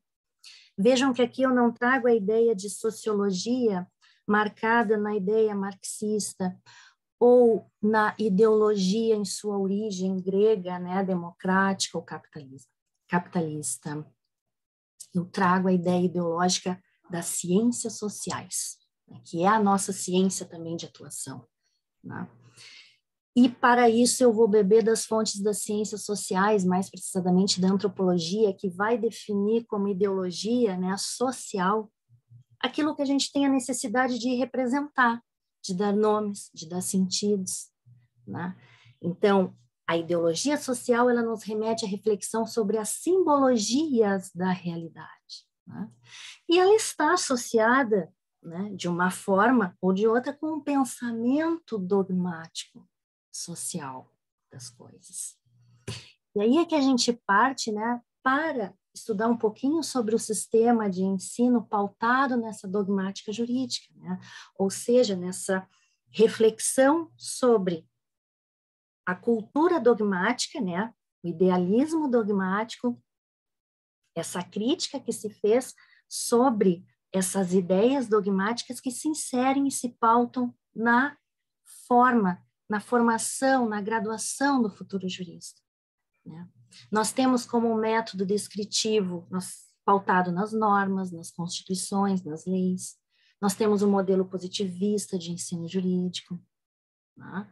Aí nós vamos para a hermenêutica dogmática, que é o que vai dar o sentido, né, das normas, enfim, a sua interpretação.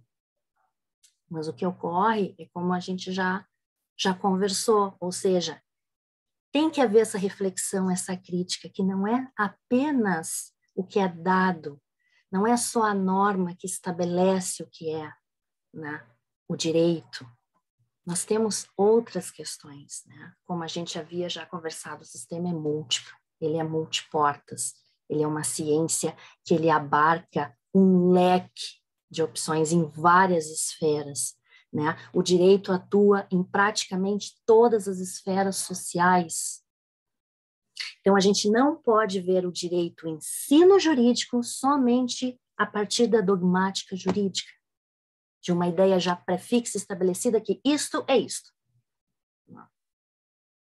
Claro que aqui eu não estou desconstruindo a importância da centralidade dogmática jurídica, até mesmo porque, afinal de contas, as pessoas vão dizer, mas Rosa, um jurista, né, um futuro jurista, um advogado, um promotor, um juiz, um magistrado, ele tem que ter a base jurídica, né? Ele tem que ter o alicerce que são as leis.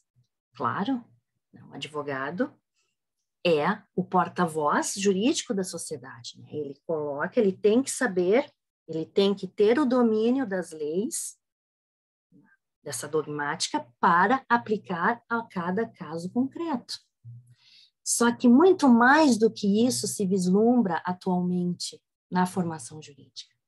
E aí é necessário que a gente faça uma diferenciação, né, da ciência jurídica para a dogmática jurídica. Tem que haver um equilíbrio entre essas duas.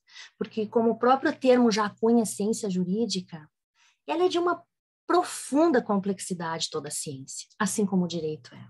Ele é de uma profunda complexidade. E ele abarca muitas coisas que não só a norma em si, já pré-dada, já estabelecida, já dogmática. Não é só este pensamento. A exemplo disso, meus queridos, nós temos aqui um painel riquíssimo de temas dos quais eu bebi na fonte e fiquei maravilhada, né? Sobre ambiente cibernético, inteligência artificial, nossa, que rico! Isso tudo o que estamos fazendo aqui, é ciência jurídica. Sair um pouco da norma, é debater a norma, né? Então, isso é muito rico, isso é muito bonito. Então, nós temos que ter essa diferenciação, né, da ciência jurídica, que é muito ampla, né, que ela não é estática, ela é plurima. Mais um exemplo que eu dou, por exemplo, né, todos aqui são formados em Direito, já devem ter ouvido lá, quando a gente passou no vestibular, aquela felicidade imensa que a gente ia cursar o curso que a gente gosta, né, que a gente escolheu. Poxa vida, as pessoas dizem, você vai fazer direito mesmo? Nossa, você vai ter que ler muito, você vai ter que decorar as leis, os códigos, você vai ter que, olha, saber. As pessoas têm aquela noção, né, que não tem o entendimento, enfim, que a gente tem que decorar um vade-mecum. E a gente sabe que não é assim. A gente sabe que a ciência jurídica, ela é muito mais do que isso, né? E exige do advogado, do profissional, muito mais do que saber as leis, do que colocar as leis, né, em cada caso prático. E aí a gente vai para uma formação acadêmica que, como mola propulsora da postura ética e operacional desse futuro profissional. Por quê? Porque se nós analisarmos uma formação somente dogmática, a gente vai ter um profissional engessado na sua atuação, né, que não vai ter outras perspectivas. Ele vai ser um profissional sem análise crítica real. Por quê? Porque por mais que nós temos a norma, as leis, nós temos que ter uma crítica real de cada caso. Aqui eu trago, né? Enfim, eu sou uma eterna militante, estudante do direito de família e sucessões, né? Ah, mas é só um divórcio com alimentos, com guarda? Não, não é só um divórcio com alimentos e com guarda. Cada caso é um caso, cada família é uma família, tem uma necessidade, enfim. Então, o advogado ele tem que ter essa análise crítica real de cada caso, não vai só aplicar na hora. Então, as universidades, né, elas têm que se preocupar em formar profissionais prospectivos, né, ou seja, com visão de futuro. O que eu quero dizer com isso, com visão de futuro? Ok, o caso está aqui, aconteceu, mas e daqui para frente? O juiz, por exemplo, se pauta muito na questão probatória, né? Assim como os advogados, a questão probatória, no processo, enfim, já rolar nos autos. Mas a gente tem que começar a se preocupar em não só resolver um conflito, mas solucionar, tratar os conflitos. E a gente observa que nas faculdades, pelo menos eu tive uma formação assim, como eu poderia chamar, uma formação um tanto quanto bélica, né? De embate, né? de figura de ganhador, de perdedor. E não é isso que a gente deve passar, né? Pelo menos no nosso Código de Ética e Disciplina aqui no Brasil, é um dos deveres do advogado não tentar ao máximo possível não instaurar um processo, o litígio, né? Levar a pacificação às partes e promover os autos de métodos autocompositivos, o máximo que ele puder. Então, também ter essa visão e atuação colaborativa, social dos futuros profissionais, né, dos futuros acadêmicos do direito. Então, a gente fala em moldar os tipos profissionais para além de formar as pessoas. Rosa, Oi. Desculpa interrompê-la, já passamos 3 minutos do tempo regulamentar. Ok. Eu gostaria de verificar se a senhora consegue encaminhar para a finalização. Sim, desculpa. Então, nós temos que ver esse acadêmico multiportas, né, e englobar, né, aqui eu trago a ideia de englobar métodos autocompositivos, né, não como cadeiras eletivas que nós temos hoje, mas como cadeiras curriculares, para desenvolver princípios e ferramentas e habilidades desses novos juristas, desses novos profissionais, né. E para isso a gente vai quebrar os paradigmas pedagógicos, a formação multidisciplinar, o conteúdo curricular ele tem que ser modificado e, né, a função social desse profissional ela tem que ser, de fato, né, colocada como multidisciplinar. E eu me encaminho para o final, peço desculpas, né, a todos que me passei do tempo, e fico aberta daí às arguições depois para podermos conversar melhor. Obrigada. Nós que agradecemos. Manifesto aqui meu pedido de desculpas por ter interrompido a sua fala, mas nós temos ainda um evento às 14h30, que é o nosso momento de encerramento do painel, e por essa razão acredito que seja importante de imediato passarmos para as arguições com relação aos temas apresentados, então, a partir ali da professora Maria Carolina, da Bruna, o Eduardo, e agora a última fala da nossa painelista, professora Rosa Correia. Então, eu gostaria de abrir, quem quiser pode manifestar no chat alguma arguição, e nós estaremos, então, repassando aqui com o apoio, que desde já agradeço, da Thalita, do Instituto Iberojur, que tem feito esse trabalho de suporte ao nosso painel com tanta atenção. Até o momento, alguma pergunta nós temos? Professora, não recebemos perguntas. Eu acho que o nosso ouvinte, Taha Belaciri, gostaria de fazer uma reflexão. Pois não, por gentileza. Olá, boa tarde. Boa tarde. O meu voz está bem ouvindo? Tudo certo, estamos ouvindo. Ok, tudo bem. Primeiro, eu tenho que agradecer os professores, as professoras, professora Patrícia, professora Thalita, professora Rosa Correia, professor Leonardo, professor Eduardo Adolfo Ferreira, e todos. A minha reflexão é sobre o conceito da democracia.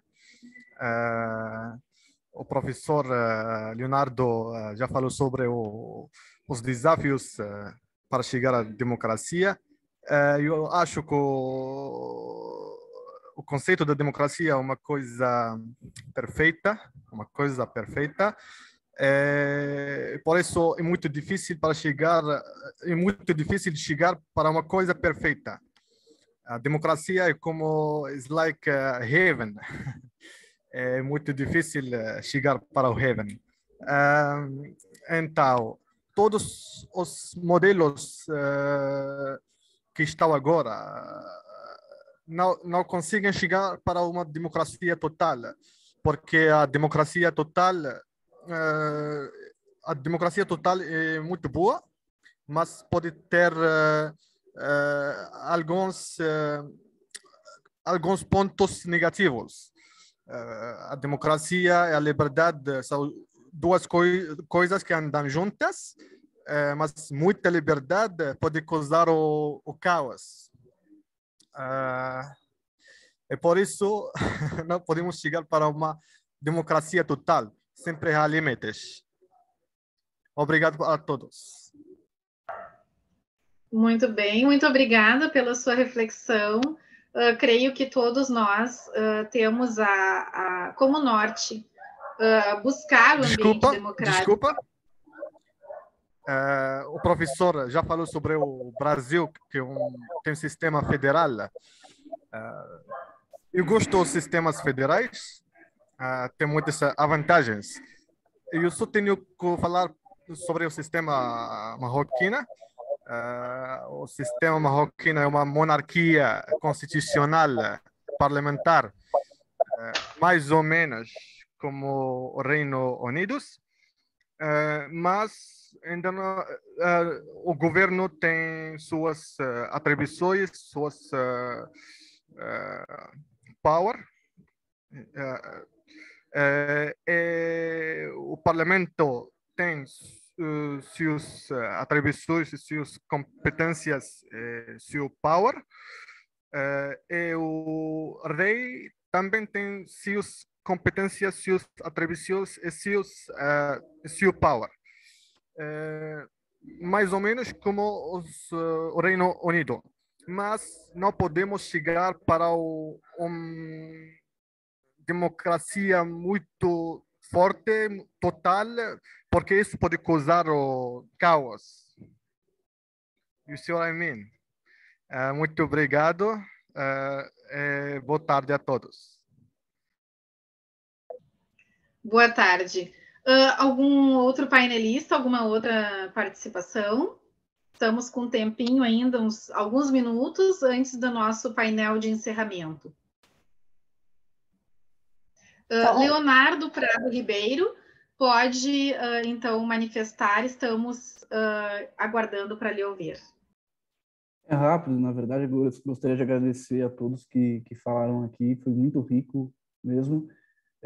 O dia inteiro e ontem também, mas hoje aqui o nosso painel em específico, para mim, foi muito, aproveitei muito. Sobre o que a professora Rosa falou, eu sou, depois de me formar em Direito, de fazer o mestrado, na verdade, no meio do mestrado, também ingressei na Faculdade de Filosofia, então acho que a gente precisa disso tudo. Agora estou formado em Filosofia também. E por conta disso também, pela fala do Taha, eu acho que ele deu uma concepção bastante de Rousseau, né, russoniana, de democracia, né, um conceito perfeito, uma determinação perfeita, e os seres humanos não são perfeitos, então talvez por isso que haja falhas. Mas eu acho que a gente pode tentar se aproximar um pouco mais de Rousseau e não das deturpações que fizeram de Lincoln, né, que Lincoln fala que é um sistema do povo, pelo povo e para o povo. Mas hoje em dia, essa é uma visão minha, eu acho que a maioria das democracias é do povo, pelo povo, para o povo, sem o povo. E a nossa ainda é contra o povo, a maioria das vezes. Era isso. Obrigado. A professora Maria Carolina, fica à vontade. Obrigada, professora Patrícia. Só um comentário a uma questão que a senhora comentou após a nossa apresentação e que me fez recordar algumas questões. Quando a gente fala, né, de questões de evolução tecnológica, regulamentação, né, de processos digitais, metaverso, e a senhora tocou num ponto muito interessante, que é a questão das desigualdades e dos problemas que nós ainda enfrentamos, né? A gente trabalha visualizando questões futuras, porque elas chegam até nós, mas nós sabemos que ainda temos problemas, às vezes até medievais, né? Se formos pensar, por exemplo, na questão do saneamento básico. E eu acho que isso coaduna muito com algumas perspectivas, como a gente vê, por exemplo, quando o Bauman trata de vigilância líquida, ou quando a Shoshana Zuboff fala sobre o capitalismo de vigilância, né? E até mesmo aquela noção de categorização dos indivíduos, né? Onde que nós, países em desenvolvimento, vamos ficar, né, nessa escala de desenvolvimento científico, técnico, tecnológico, pelo qual o mundo está passando, e que países já desenvolvidos já têm ali, né, as suas balizas já melhor sedimentadas, né? E um outro ponto também que eu anotei aqui para poder comentar é essa questão da ética. Quando eu e a Bruna fomos escrever o artigo, né, nós sabíamos que seria uma questão polêmica. Como eu disse, apresenta vantagens e desvantagens, e nem todos estão de acordo com essa questão da personalidade. E isso me fez... eu sigo o canal do MIT Technology, e eles postaram recentemente uma reportagem, não sei se vocês chegaram a ver, sobre um caso de assédio no metaverso. E eu pensei assim, gente, Eles, lógico que se manifestaram, né? A equipe toda falou que ia criar dispositivos para evitar essas questões, mas quando a gente tem esse tipo de problema, né, se materializando, né, no metaverso, acho que deixa de ser só um problema de aparato tecnológico para uma questão ética e filosófica muito profunda, né? Então, a gente pensa nessa regulação tecnológica, mas também tento que lembrar da base filosófica e ética que ainda precisa melhorar na nossa sociedade. Com certeza, professora Maria Carolina, e eu gostaria de verificar se temos mais alguma manifestação, e a minha satisfação com esse painel é que, a partir do primeiro trabalho que aqui foi apresentado, nós temos uma conexão de ideias, e se vocês pararem para refletir sobre cada exposição, as preocupações com os direitos fundamentais, a preocupação com a defesa daquilo que é pertinente ou atinente à personalidade jurídica, tanto no aspecto do livre-arbítrio, do acesso às informações como elas realmente são e não modificadas por um interesse algorítmico, para que se tenha, então, uma transparência, por exemplo, dentro de um processo eleitoral, né, como aqui foi dito, as questões que envolvem esses mecanismos que o professor Leonardo aqui nos trouxe, que são legítimos, mas que acabam por contrariar o próprio objetivo exposto no artigo 3º da Constituição Federal Brasileira. Então, e aí nós chegamos à inteligência artificial, que é, digamos, aquilo que eu chamo como a ebulição, né, o produto em ebulição no momento, com a pertinente fala do Tarra, que manifestou acerca da dificuldade de se chegar a desfrutar de um ambiente democrático em face das peculiaridades com que se tem uma estrutura de Estado, e aí, claro, que há distinções entre o Brasil e a realidade que ele nos trouxe, mas que cada trabalho que aqui foi apresentado acaba por permear aquilo que é interesse, que é a proteção dos direitos humanos, dos direitos fundamentais, e em cada região, logicamente. Eu gostaria de trazer aqui também a reflexão de todos que as questões que envolvem o nosso tema, né, que é tão pouco falado dentro do curso da grade curricular, por assim dizer, no ambiente brasileiro destinado ao curso de Direito, que é o viés ético, né? A questão ética deveria ser, então, melhor trabalhada para que caso, né, o estudante do curso jurídico acesse ao mercado, tanto na realidade atual como futura, ele tenha parâmetros para balizar a sua atuação jurídica. Então, eu percebo, não sei se é comum a todos, mas eu percebo uma comunhão de pesquisa acadêmica que consegue, então, nos vincular de alguma forma nesse painel. Deixa eu ver aqui se temos mais alguma manifestação no chat. Nós temos, então, agora, né, que muito obrigada pelas felicitações de todos. Eu acho que o chat hoje, né, no nosso painel funcionou muito bem para fortalecer a rede de contatos, então fiquem à vontade para manifestar ali os seus contatos, né? Eu gostaria de agradecer a todos por terem vindo até este painel, trazendo as suas pesquisas acadêmicas, todos vinculados de alguma forma à pesquisa em graduação, pós-graduação, professores que muito engrandeceram e enriqueceram aqui a nossa sala. Gostaria, então, de chamar a atenção de todos que, em seguida, que na sequência nós teremos na sala A, como a nossa querida Thalita já manifestou, o encerramento, o painel de encerramento do nosso evento. Eu gostaria de, além de agradecer aos painelistas, agradecer ao professor doutor Fábio Veiga por nos proporcionar esse ambiente de reflexão na pessoa da Thalita. Transmita a ele, Thalita, nosso agradecimento enquanto pesquisador, enquanto estudantes de direito, né, e pessoas que se importam com o futuro do direito. Agradecer à Universidade Lusófona que tem sido, então, esta parceira do Iberojur, na condição de anfitriã deste debate, e deixar a todos aqui o convite para que nos encontremos logo mais na sala A para o encerramento do nosso evento. Thalita, creio que são essas as colocações. Se eu estiver esquecendo alguma coisa, por gentileza, estou aberta a lembrar.